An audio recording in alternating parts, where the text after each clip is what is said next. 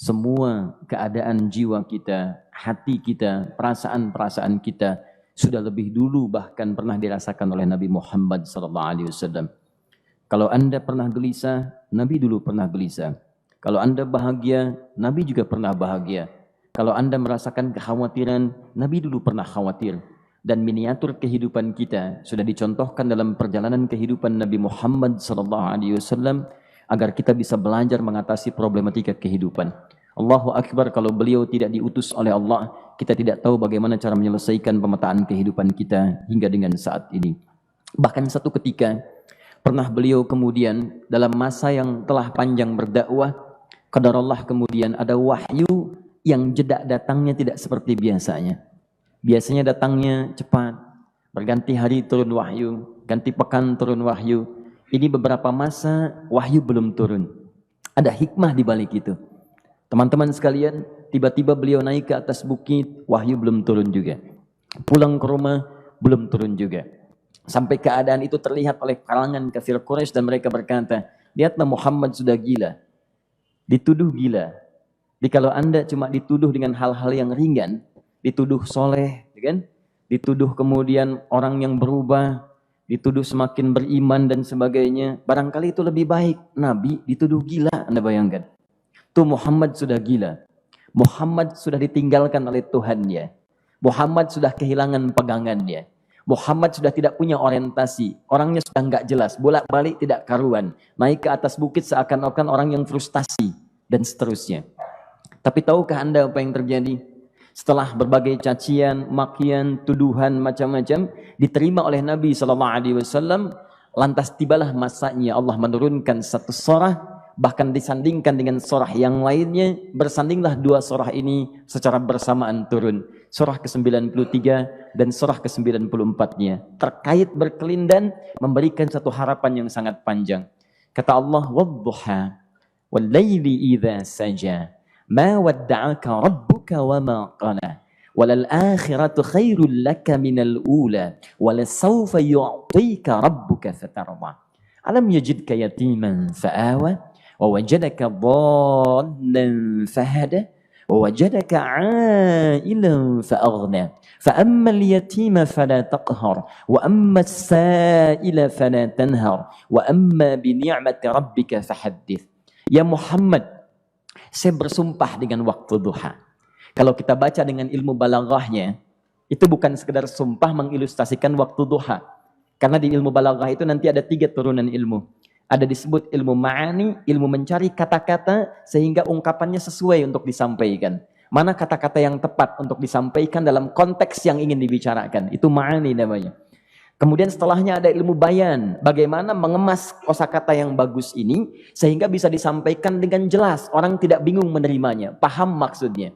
Kemudian setelah itu kadang-kadang jelas kalimatnya, tapi kedengarannya tidak indah. Woi, rapatkan, woi, apa belum paham juga? Rapatkan saf. Nah, memang jelas, tapi nggak ngenakin. Maka bagaimana caranya disampaikan dengan jelas, tapi hati kita terasa nyaman. Memuji terasanya nyaman diserahkan kepada Allah, tapi ada kebahagiaan. Disampaikan tidak terasa tergurui, diperintahkan serasanya diberikan jalan untuk mendapatkan kebaikan. Maka yang ketiga disebut dengan ilmu badi' namanya. Ilmu menghiasi kalimat yang disampaikan sehingga terasa dengan nikmat.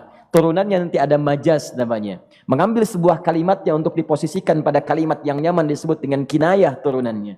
Maka teman-teman kata Allah, wadduha. Diterjemahkan demi waktu duha. Bukan sekedar waktu duha. Karena duha itu ada cahaya yang indah. Dirasakannya enak. Antum keluar waktu duha kan enak tuh. Berjemur. Kata orang Sunda moyan gitu kan. Datang, bahkan sampai dianalisis ada vitamin D-nya bisa terasakan. Ya, kemudian setelah itu ada kenikmatan enak suasananya. Seakan-akan dunia milik sendiri, yang lain numpang. Wah, nyaman keluar itu. Baik, jadi wadduha itu ingin bersumpah mengilustrasikan waktu kenyamanan yang pernah dilalui. Kalau dalam bahasa tafsir yang luasnya, saya bersumpah Muhammad, demi segala kenikmatan yang pernah engkau rasakan dalam hidupmu, seperti engkau merasakan cahaya duha itu. Engkau pernah senang, saya bersumpah dengan kesenanganmu. Engkau pernah tenang, saya bersumpah dengan ketenanganmu. Engkau pernah nyaman, saya bersumpah dengan kenyamanan yang pernah engkau rasakan. Wal laili idza saja. Dan aku pun bersumpah demi gelapnya malam. Demikian terjemahannya. Bukan sekedar gelapnya malam, saja itu sesuatu yang pekat. Ya, ini belakang kelihatan agak gelap nih. Untuk memberikan proyek, kesini aja Pak, saya cuma ngasih contoh ini. Contoh. Saya bukan mengeluh, bukan, ingin memberi contoh. Ya, contoh pada ilustrasi yang mau saya sampaikan. Nggak apa-apa, biarkan saja. Saya mau contoh kasih kata saja. Ya, ini belakang agak gelap untuk memproyeksikan cahaya ke sini. Tapi yang mau saya sampaikan, kalau gelapnya begitu pekat, semua cahaya ini nggak ada. Cahaya nggak ada nih, sama sekali tidak kelihatan. Saya mau tanya pada Anda, beraktivitasnya mudah atau sulit? Mudah nggak menemukan sendal Anda di luar? Belum tentu. Menemukan jalan keluar pun belum tentu mudah. Anda mesti meraba-raba jalan. Anda mesti kemudian melihat sesuatu dengan pandangan mata hati Anda. Raba, dan sebagainya. Sampai menemukan jalan itu pun belum tentu benar. Itulah yang disebut dengan gelapnya malam saja pekat. Kadang-kadang ada orang yang menghadapi satu kesulitan yang pekat, suasananya siang, cuman karena masalahnya begitu pekat seakan-akan membuat diri dia gelap. Jalan susah, limbung gitu. Kenapa gelap ya? Padahal terang.